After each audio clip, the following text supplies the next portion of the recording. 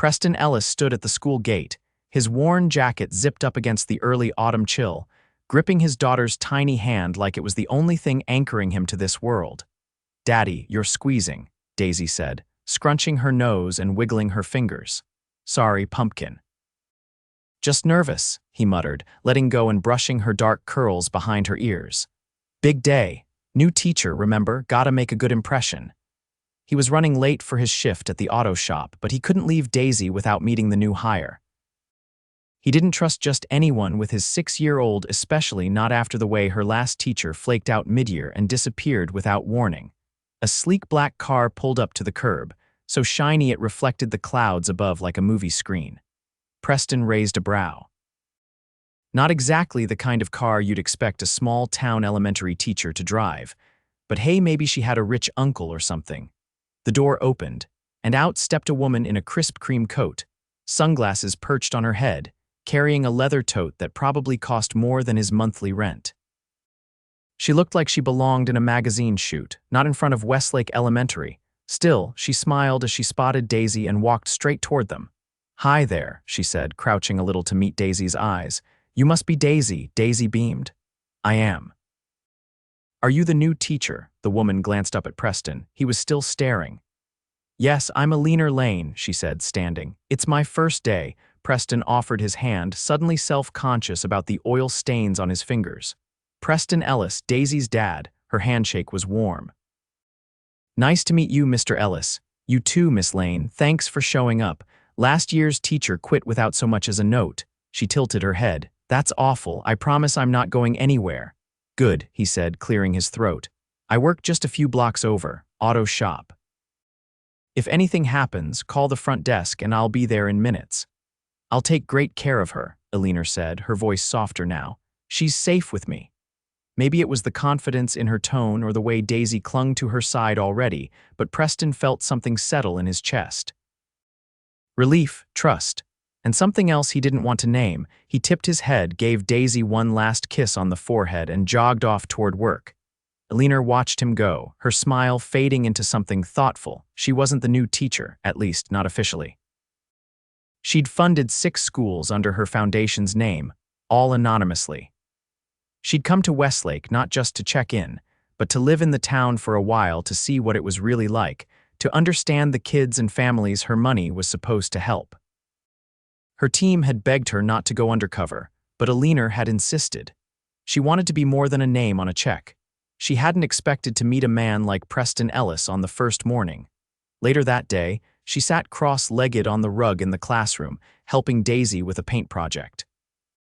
"Your dad's really nice," Eleanor said casually. "He is," Daisy said proudly. "He works a lot, just me and him." "No, Mom," Eleanor asked gently. Daisy shook her head. "She left when I was 4. It's okay. Daddy says we're a team." Eleanor's heart squeezed. "You two seem like a great team." Daisy grinned and went back to painting. That night, Eleanor lay awake in her temporary rental house on the edge of town, staring at the ceiling. She should have corrected Preston. She should have explained that she wasn't the teacher, that she was the billionaire founder of the Lane Family Foundation. That she didn't need this job, she'd never needed any job. But something in his eyes that morning, the way he looked so tired yet determined to protect his daughter, had made her hesitate. He didn't know who she was, and she liked it that way. The next few days passed in a blur of art projects, snack time, and field trip planning. Eleanor was only supposed to visit for 2 weeks, but she extended her stay. Told her assistant to cancel her meetings in New York.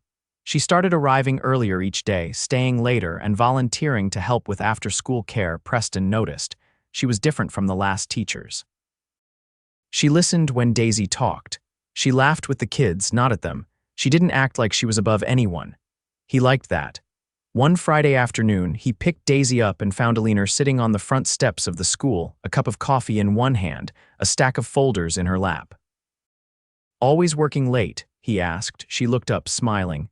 "Trying to plan a fundraiser. The school needs new supplies." He sat beside her. "Let me guess, budget cuts, something like that," she said, sipping her drink. "I was thinking a town carnival. Something fun to bring people together." Preston looked at her, really looked. "You're not like the others," she blinked. "What do you mean?" Most teachers don't care this much. You do. Eleanor felt her cheeks warm. Thanks. That means a lot. They sat in silence for a moment, watching Daisy chase a butterfly across the lawn. You know, Preston said, if you ever need help building booths or setting stuff up, I've got tools at the shop. I'm happy to pitch in. Eleanor turned to him, surprised. You do that, sure. Anything for Daisy, he said. Then quieter, and maybe for you too. She smiled, and for the first time in a long time it felt real. That weekend, they worked side by side building booths for the carnival, him in a faded t-shirt, her in jeans and sneakers, hair pulled into a ponytail. Preston watched her hammer a plank into place and laughed. You know how to use tools? I watched a video, she said, grinning. By the end of the afternoon, sawdust clung to her eyelashes and Preston handed her a water bottle. You're full of surprises, he said. You have no idea, she replied, eyes twinkling. But even as she laughed with him, guilt gnawed at her chest. He didn't know the truth. He thought she was someone else entirely, and the longer she stayed, the harder it was to imagine telling him who she really was. The scent of frying dough and popcorn drifted on the breeze as laughter echoed across the grassy field behind Westlake Elementary. Eleanor adjusted the strap of her denim apron and stepped back to admire the row of hand-painted booths they'd managed to build in just under a week. Preston had shown up every evening after his shift, sleeves rolled up, calloused hands steady, and somehow made everything look easy. Now, on the day of the carnival, the sun hung low, casting golden light over the crowds. Eleanor wiped her brow with the back of her wrist and turned as a familiar voice called out. You're going to tell me this wasn't your first time organizing one of these? She turned to find Preston balancing 2 lemonades in one hand, Daisy perched on his shoulders like a queen surveying her kingdom. I've helped with a few events before, Eleanor said, reaching for one of the drinks, but never anything quite like this. She's lying, Daisy announced from above. Miss Lane did everything. Not everything, Eleanor said, smiling up at her. You painted the signs, remember? Preston set Daisy down gently. She's been talking about nothing else all week. I think you've officially become her favorite person. Eleanor crouched next to Daisy. It's hard not to love someone who paints with glitter and believes in unicorns. Daisy giggled and sprinted toward the cotton candy stand, leaving Preston and Eleanor alone beneath a row of twinkling string lights. She's a good kid, Eleanor said softly. She's my whole world, Preston replied. It's always been just the two of us. I don't let many people in, but you make it hard not to. Eleanor's chest tightened. She hadn't expected it to feel like this ache that reached deeper than attraction or curiosity. She wanted to tell him everything, but the moment never quite arrived. Instead, she sipped her lemonade slowly, gaze drifting to the crowd. It's a good turnout. Half the town showed up. You pulled it off. We pulled it off, she corrected. He stepped closer, close enough for her to feel the heat from his skin. I meant what I said before, he murmured. You're not like the others. There's something different about you, not just the way you are with Daisy. It's like you've lived 2 lives. Her fingers tightened around the cup. Maybe I have. Before he could ask what she meant, Daisy returned with pink sugar all over her mouth. Face paintings next, she announced, grabbing both their hands and dragging them toward the booth. The rest of the evening passed in a blur of laughter, music, and shared glances. Eleanor let herself pretend, just for that night, that the life she was living was real. That she belonged in this town, that she could come home to a quiet house and a small family and not a penthouse overlooking Central Park. Later, after the last booth had packed up and the lights were being taken down, Preston found her sitting on the edge of the stage, her legs dangling over the side. I owe you dinner, he said, hands in his pockets. You don't owe me anything. Still. Let me say thank you properly, she hesitated. I'm not used to people doing things for me. Well, he said, get used to it. He didn't wait for her answer. He just extended his hand. She took it. They ended up at a small diner just off Main Street, long after the rest of the town had gone to sleep. The booths were old leather. The jukebox in the corner played something soft and nostalgic, and the waitress brought them fries without asking. Eleanor sat across from him, stirring her coffee. Why haven't you ever left Westlake? Preston leaned back. I did. Briefly, Daisy was still a baby. I thought maybe I could make more money in the city, but I hated it. Too fast, too cold. I came back and opened the shop with what I had left. It's not much, but it's ours. She watched him for a long moment. You could have given her a different kind of life. I give her love, she's safe, that's enough for me. Eleanor looked down. What if someone offered to change that, gave you more than just enough? He didn't flinch. Is this hypothetical, or are you offering me a lottery ticket? She laughed, but there was no humor in it. Let me guess, he continued. You've got some secret trust fund stashed away and you moonlight as a teacher for fun, something like that, she said quietly. Preston tilted his head, studying her. You're not just a teacher, are you? No, he waited. I was born Eleanor Lane Kingsley, my family's, well known. I dropped the last name when I started the foundation. I wanted the work to stand on its own. I've donated to schools across the country. This one included. His eyes didn't widen, he didn't pull away, he just sat there, steady and calm. So you're rich? Yes, and you lied, she nodded. I didn't plan on it, but then I met Daisy and you. And suddenly I couldn't figure out how to explain who I really was without ruining everything. For a long time he said nothing. Then he leaned forward, elbows on the table. Why this town? Because it felt like something I never had, something real. He rubbed his jaw, glancing out the window. You didn't have to pretend. I wasn't pretending, not about the way I feel. Preston looked back at her, and for the first time since she started this whole charade, she couldn't read his expression. You should have trusted me, I know. He stood, tossed a few bills on the table. I need to think. Preston, but he was already gone, the bell above the diner door jingling in his wake. Eleanor sat alone, heart pounding in her chest, the weight of every lie pressing down like a storm that had finally broken. The rain arrived without warning, a sudden downpour that soaked the streets of Westlake by mid-morning. Preston stood beneath the awning of the auto shop, arms crossed, watching the water sheet off the roof and pool around the tires of a pickup waiting for brake work. Jay, his longtime co-worker, glanced up from beneath the hood of a sedan. You okay, man? You've been torquing bolts like they insulted your mother. Preston didn't look away from the street. Just tired. Jay wiped his hands on a rag. This about that teacher. Preston didn't answer, but his jaw tightened. I don't know what happened, Jay continued, but Daisy's been quiet all morning, sat in the corner with that book on sea turtles, didn't even ask for wrench time. I'll talk to her, Preston muttered.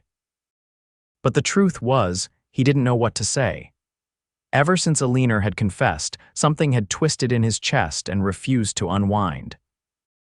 It wasn't just that she came from a world he couldn't touch, it was that she'd hidden it, day after day, standing in front of him with paint on her hands and laughter in her eyes, while carrying a secret that changed everything.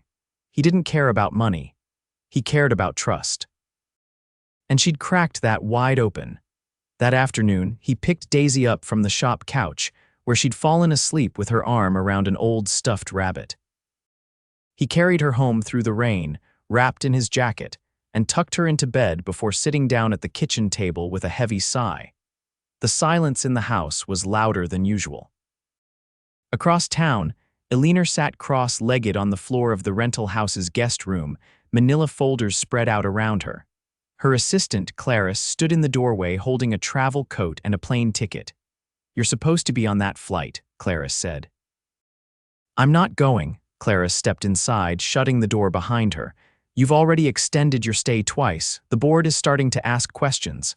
They'll get over it. Ellie, you built an empire with your name. You can't just disappear because a man looks at you like you've disappointed him. Eleanor looked up.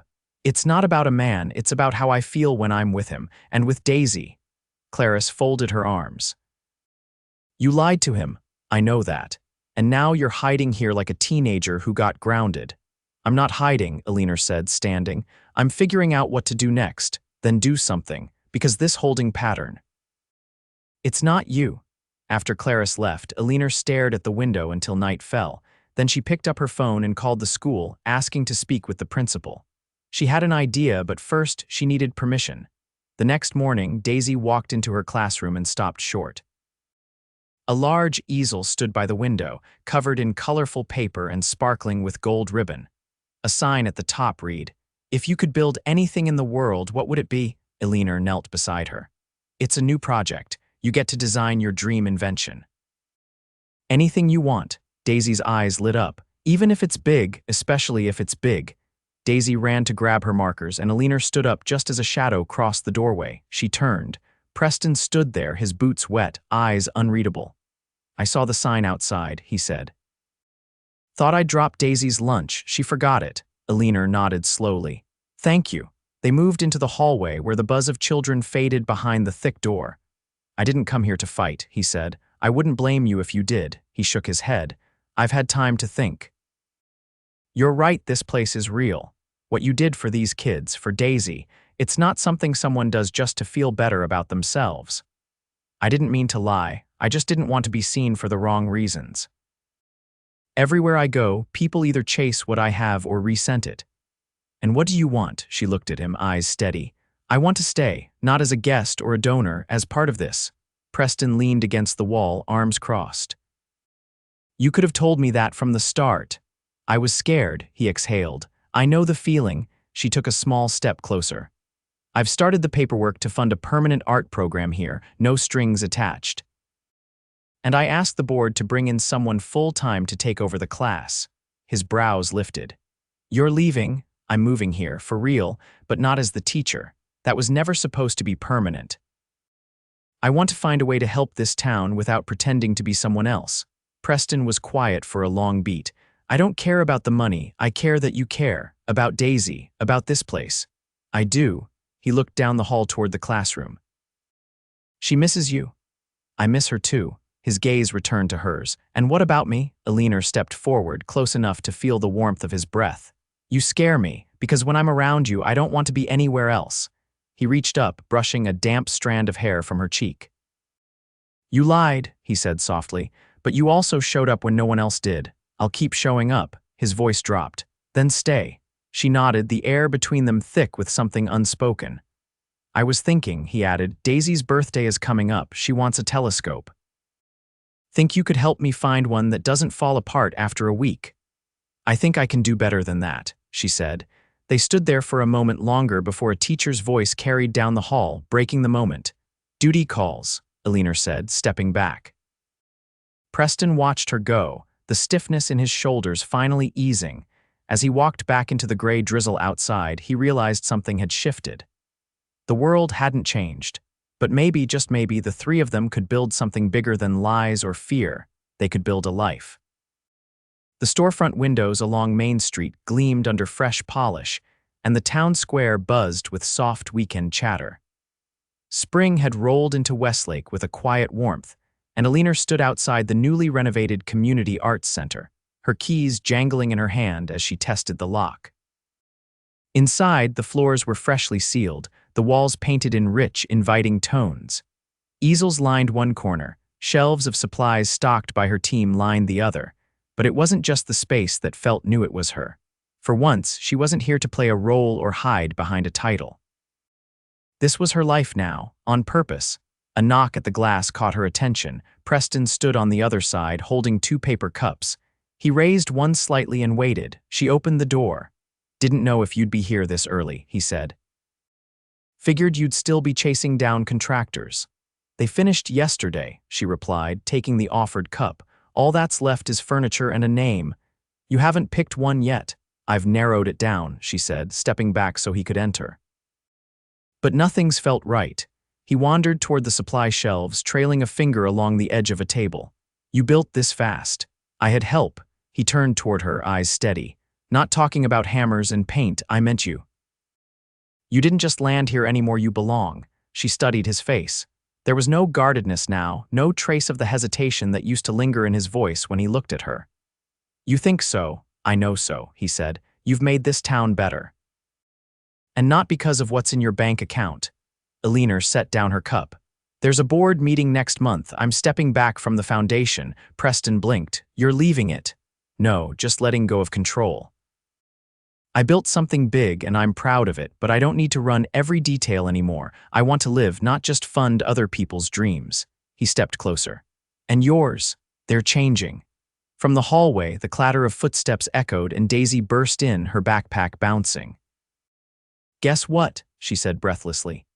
"I got picked to read at the spring showcase. Miss Emery said I can write my own poem and everything." Eleanor crouched. That's amazing. What are you going to write about? Daisy shrugged. Maybe stars or pancakes or my dad's weird socks, Preston groaned. You wear one pair of flamingo socks and suddenly you're a legend.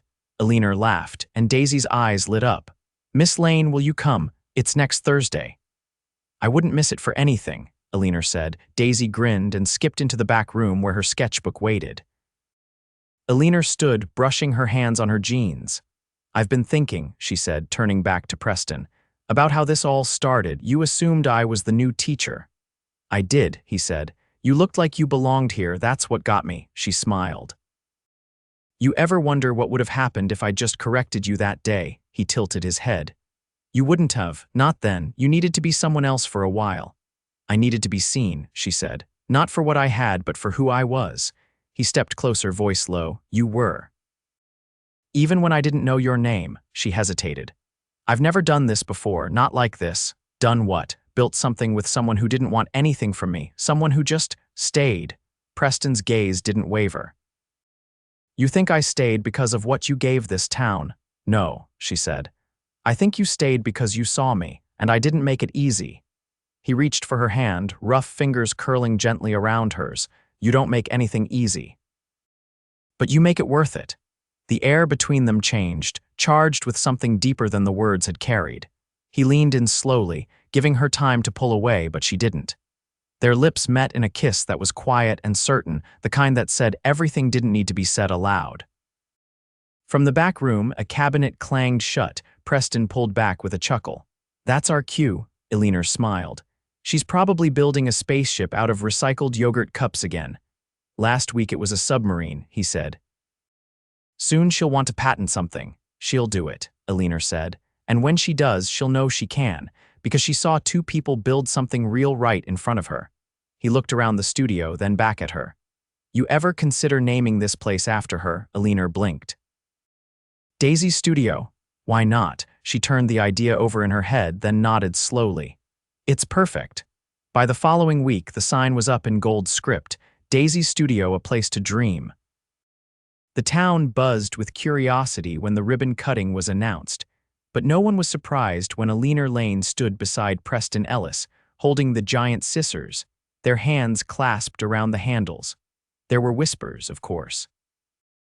Some folks still wondered how a mechanic and a billionaire ended up side by side, but most had stopped trying to figure it out and just accepted the way things had unfolded. That night, after the ceremony, Preston carried Daisy, who'd fallen asleep mid-cookie, into Eleanor's house. The walls were half-painted, the furniture mismatched, but it already felt like home. He laid Daisy on the couch, and Eleanor covered her with a blanket from the armrest. Preston turned to her. You really staying for good? I already did. He brushed her hair back. Then let's stop waiting, she raised a brow. For what? For the rest of it, he said. For whatever comes next. Eleanor stepped into his arms, resting her head on his chest. Then let's build it. Outside, the porch light glowed. Inside, the quiet was filled with the warmth of something beginning, not rushed, not forced, just real. In the months that followed, the studio became a haven for the town. Daisy's poetry won a regional contest. Eleanor's foundation grew under new leadership. Preston expanded the shop, finally hiring a second mechanic to take weekends off. And on a warm June afternoon, beneath a canopy of fairy lights and wildflowers, in the field where they'd once built carnival booths side by side, Eleanor Lane married Preston Ellis. There were no cameras, no headlines, just the people who mattered. And as Daisy tossed rose petals into the air, giggling in a dress with paint stains at the hem, Preston pulled Eleanor close and whispered against her temple. I still can't believe I mistook you for a teacher. Eleanor laughed, eyes shining. Best mistake you ever made, and it was. Because from that moment on, the billionaire who wanted to be seen and the mechanic who never asked for more built a life together that no one could have scripted, one full of art, love, and the kind of trust that never had to be bought. The late afternoon sun filtered through the tall windows of Daisy's studio, casting golden light across the polished wood floors as Eleanor arranged a row of canvases along the back wall. The grand opening had been a success, filled with laughter, music, and wide-eyed children dipping brushes into jars of color, but now the space was quiet. Peaceful. The kind of quiet that felt earned. Preston walked in carrying a small paper bag in one hand, his work shirt spotted with sawdust. "Found this behind the seat of the truck," he said, holding the bag up. "Daisy's missing sketchbook." Eleanor took it, flipping through the pages. "She's going to be thrilled. She kept telling me it had her best pancake dragon in it." Preston leaned against the doorframe, watching her. "You staying late tonight? I wanted to finish organizing the clay station. The first sculpture class is tomorrow." He crossed the room to her, voice low. "You've done something incredible here. I didn't do it alone." "No," he said, brushing his fingers along the edge of her sleeve. "But you're the reason it feels like magic." She looked up at him. "You make it feel like home." They stood like that for a moment, the air between them warm and unhurried. Then the front door creaked open and Daisy darted in, cheeks pink from the breeze, a crumpled flyer in her hand. "Dad." "Miss Lane, they picked me to lead the Earth Day parade." Eleanor crouched, taking the paper. "That's amazing. What does leading it mean?" "I get to ride at the front on a scooter decorated like a recycling robot," Daisy said breathlessly. "And I get to carry the flag." Preston crouched beside them. "That's quite the honor." "It's because of my poem," Daisy said proudly. "The one I wrote about cardboard boxes having feelings." Eleanor wrapped an arm around her. "Well, your cardboard box poem definitely had heart." Daisy beamed, then darted to the back to grab her sketchbook, leaving Preston and Eleanor alone again. He reached into his back pocket and pulled out a folded piece of paper. "I wanted to show you something." She opened the page and read the neat handwriting. "You applied for a business license," she said slowly, eyes scanning the form. "Ellis and Lane Restoration. I've been getting requests for more custom work," he said. "Furniture, old wood pieces, stuff people don't want to throw away. Thought maybe I'd try something new, something that doesn't just fix things, something that brings them back to life." She looked up at him, eyes shining. "And you used both our names. Because I want this to be ours. Not just the shop, everything." Eleanor folded the paper carefully and slid it into her bag. "You know I'm not going anywhere, don't you?" "I do," he said.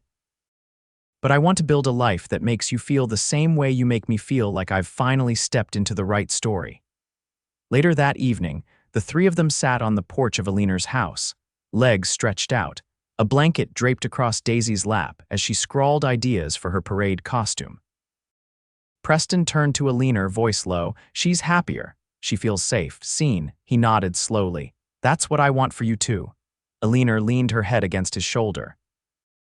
"You already give me that." As Daisy began drawing flames on the back of her robot scooter sketch, Preston reached into his jacket and pulled out a small velvet box. Eleanor sat up. "You're not."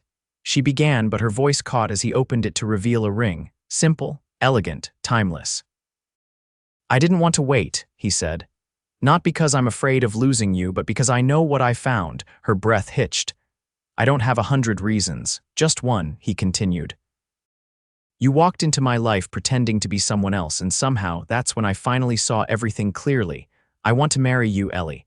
I want you to be part of every boring, perfect, messy, beautiful day I've got left." She looked at the ring, then at him. "Yes," she whispered. 1,000 times yes." Daisy looked up. "Wait, are you guys getting married?" Eleanor laughed through tears. "We are. Can I be the flower girl and the robot flag bearer?" "You can be anything you want," Preston said. 2 months later, on a sun-drenched hill just past the edge of town, they were married beneath a canopy of wildflowers and soft linen banners, surrounded by friends who had become family. Daisy stood between them in a dress she'd painted herself, holding both their hands. Preston spoke first. "I never thought I'd have this again, not like this, but you proved me wrong just by being exactly who you are." Eleanor's voice trembled. "You reminded me that love doesn't have to be big to be real, that honesty, even when it's hard, is worth everything. That a small town and a stubborn mechanic could change my life more than any empire I ever built." They sealed their vows with a kiss that felt like coming home. Afterward, they danced beneath string lights while Daisy twirled in circles, her laughter rising into the evening air. The town wrapped around them like a quilt, familiar, warm, and stitched together by every moment they'd shared. That night, in the quiet of their home, Eleanor sat on the edge of their bed, brushing her fingers over the edge of her wedding ring. Preston came up behind her, wrapping his arms around her waist. "So, Mrs. Ellis," he murmured, "first day of forever, still sure?" She turned to face him. More than ever. Outside, the wind rustled the trees. Inside, the house echoed with quiet joy, no headlines, no boardrooms. Just a family built on trust, a studio full of color, and a love that had found them not despite who they were but because of it.